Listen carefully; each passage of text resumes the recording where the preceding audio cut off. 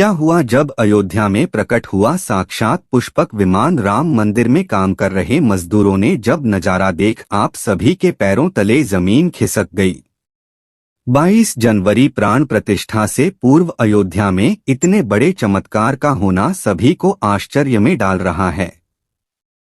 कुछ लोगों ने इसके साक्षात दर्शन किए हैं, जिन्होंने अपनी आंखों देखी। जो बताया उसे सुनकर आपके भी रोंगटे खड़े हो जाएंगे। आगे बढ़ने से पहले अगर आप एक सच्चे सनातनी हैं, प्रभु श्री राम को अपना आराध्य मानते हैं, तो इस वीडियो को लाइक करके कमेंट बॉक्स में जय श्री राम जरूर लिखें।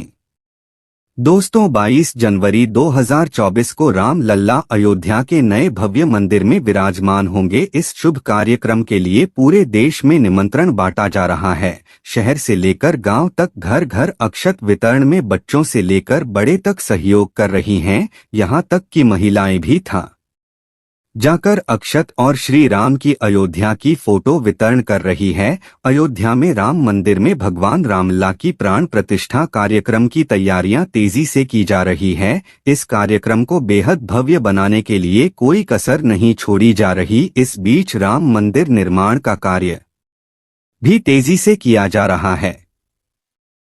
मंदिर निर्माण में जो लक्ष्य लिया गया था उसमें लगभग 80% कार्य हो चुका है। 70 खंभों पर मूर्तिकार ही का काम चल रहा है। पिछले दिनों त्योहार की वजह से धीमा पड़ गया था, लेकिन अब बहुत ही तेज गति से पूरा हो जाएगा। निर्माण कार्य जल्द से जल्द पूरा करने के लिए सभी दूध रात दिन मेहनत कर रहे हैं। लेकिन 10 जनवरी की रात कुछ ऐसा चमत्कार हुआ जिसे देखकर सभी मजदूरों के होश उड़ गए। जब रात्रि के समय सब मजदूर अपना काम निपटाकर कर्मभूमि में सो रहे थे, उसी समय अचानक से उन्हें वहां कुछ हलचल महसूस हुई। सुरेश नाम के एक मजदूर ने जब तंबू से बाहर झांककर देखा तो उसे राम मंदिर के परिसर कुछ अजीब सी पीली चमकती हुई चीज दिखाई दी। उसने अपने साथियों को जगाना चाहा, लेकिन कोई भी उसके साथ नहीं आया। जब हिम्मत करके सुरेश जब राम मंदिर परिसर में पहुंचा तो वहां का नजारा बहुत चौंकाने वाला था, क्योंकि वहां पर उसे एक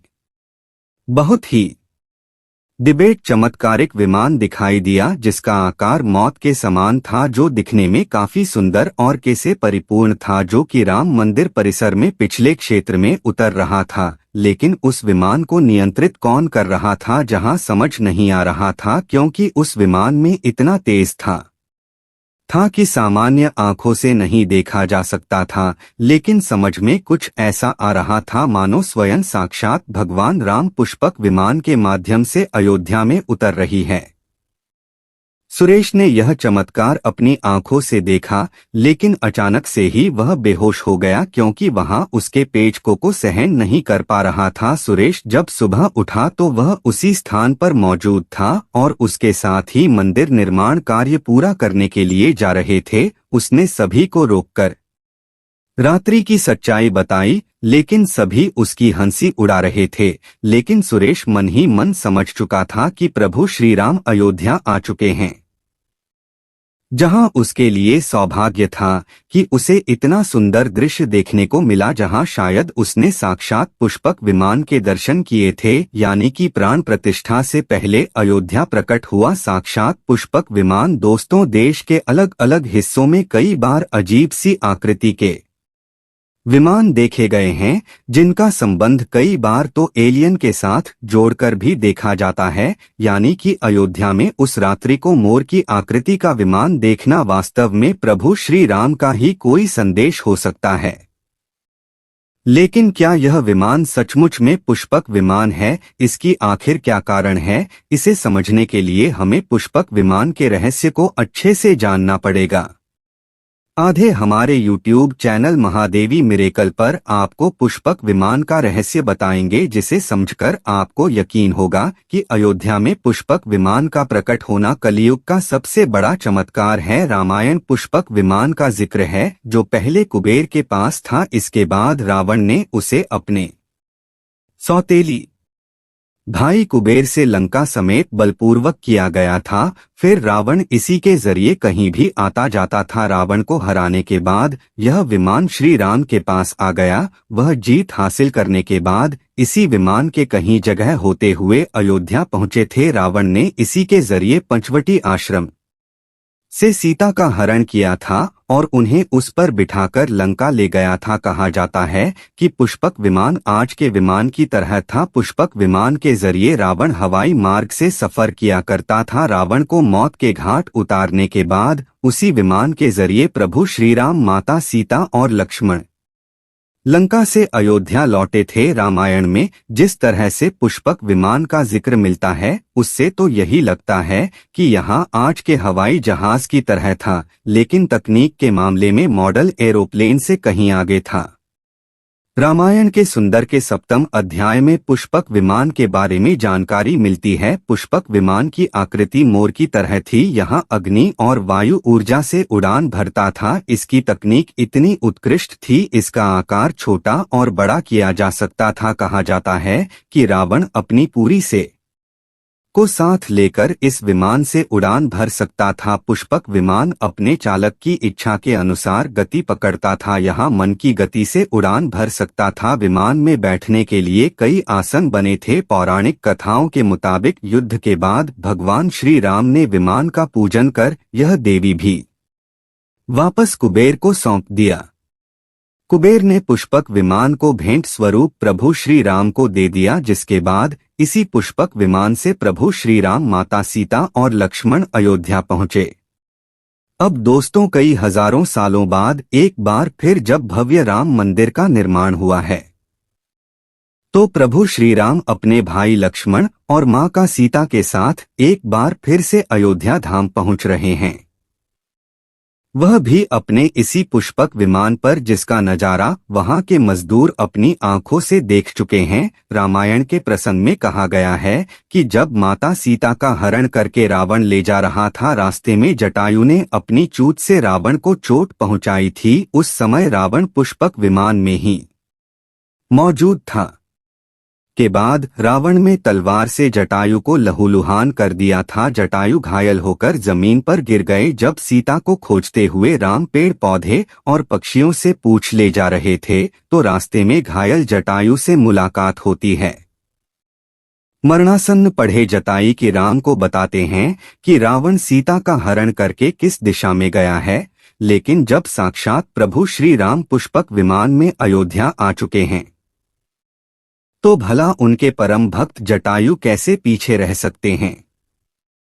अयोध्या में राम लल्ला की प्राण प्रतिष्ठा से पहले जनपद की सीमा में गिद्धों का झुंड दिखाई दिया है। स्थानीय लोग इसे के धीराज जटायु से जोड़कर देख रहे हैं। वे इसे शुभ संकेत भी मान रहे हैं। मिल्कीपुर तहसील क्षेत्र के गांव हरोली में पिछले 10-12 दिनों से गिद्धों का झुंड वास कर रहा था। हालांकि उस गांव से दूर गए हैं, लेकिन अयोध्या की सीमा में यहाँ वहाँ दिखाई दे रहे हैं।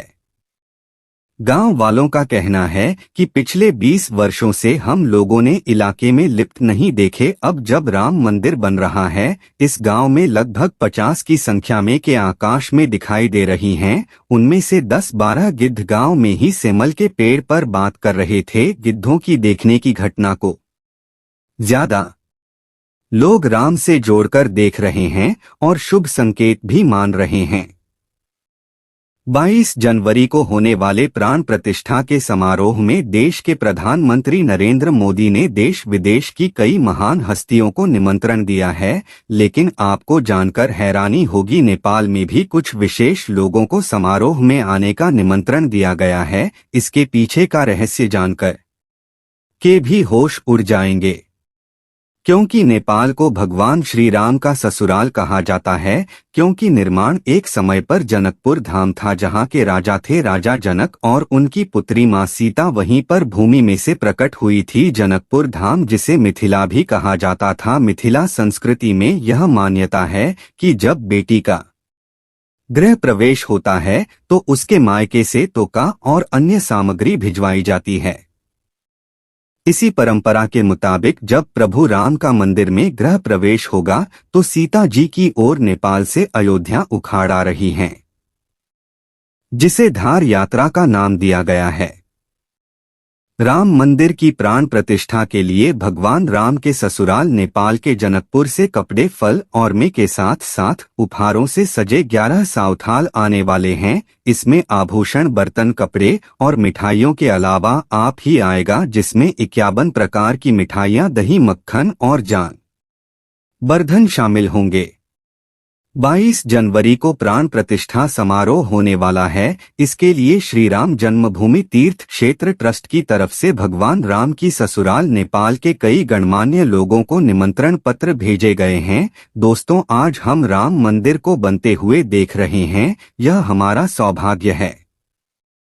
भव्य राम मंदिर के बनने में कई हजार कार सेवकों और राम भक्तों का बलिदान छुपा है। उस समय आक्रमणकारियों ने काशी, मथुरा के साथ ही अयोध्या में भी लूटपाट की और पुजारियों की हत्या कर मूर्तियां तोड़ने का क्रम जारी रखा, लेकिन 14वीं सदी तक वे अयोध्या में राम मंदिर को तोड़ने में सफल नहीं हो पाए, क्योंकि हर बार राम मंदिर और अयोध्या की रक्षा करने के लिए आसपास के राजा मदद भेज देते थे। हजारों साधुओं ने भी मंदिर की रक्षा के लिए अपने प्राणों की आहुति दे दी। विभिन्न आक्रमण को झेलते हुए श्री राम की जन्मभूमि पर बना भव्य मंदिर 14 शताब्दी तक मचा रहा। कहते हैं इस सिकंदर लोदी के शासनकाल के दौरान यहाँ भव्य मंदिर मौजूद था।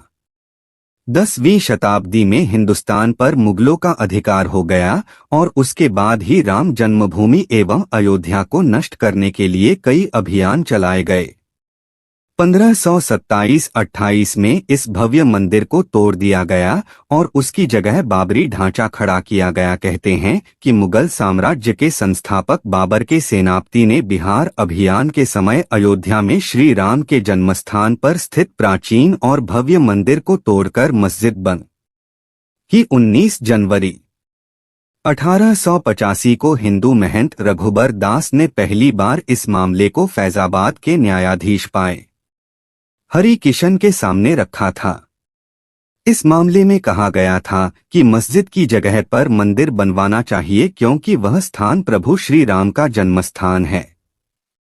वर्ष 1947 में भारत सरकार ने मुसलमानों को विवादित स्थल से दूर रहने के आदेश दिए और मस्जिद के मुख्य द्वार पर ताला लगा दिया गया, जबकि हिंदू श्रद्धालुओं को एक अलग जगह से प्रवेश दिया जाता रहा। लेकिन सन 1979 में एक ऐसा चमत्कार हुआ जिसे देखकर मुसलमानों की भी आंखें खुल गई। यह राम लल्ला का बहुत बड़ा चमत्कार था कि मस्जिद के अंदर से अचानक ही रामलला की मूर्ति प्रकट हो गई। कुछ कट्टरपंथियों का कहना था कि कुछ हिंदू दलों ने रात्रि के समय चुपके से यहाँ पर मूर्तियां रखी है। 1940 में भगवान राम की मूर्तियां मस्जिद में ही गई।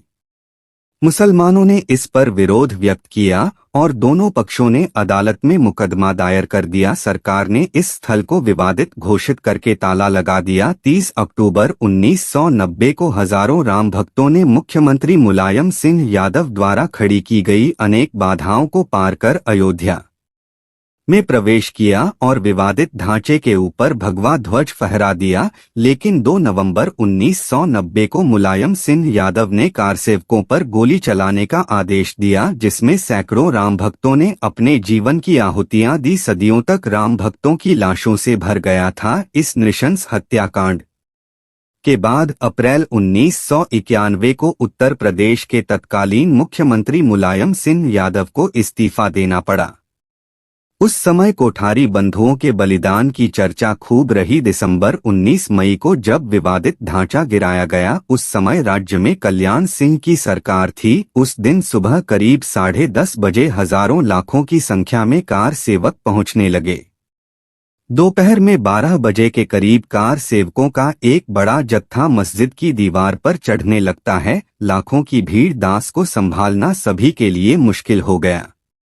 दोपहर के 3:40 पर पहला गुंबद ने तोड़ दिया और फिर 5 बजने में जब 5 मिनट का वक्त बाकी था, तब तक पूरे का पूरा विवादित ढांचा जमींदोज हो चुका था। भीड़ ने उसी जगह पूजा अर्चना की और रामशिला की स्थापना कर दी। मुख्यमंत्री कल्याण सिंह का साफ आदेश था कि कारसेवकों पर गोली नहीं चलेगी।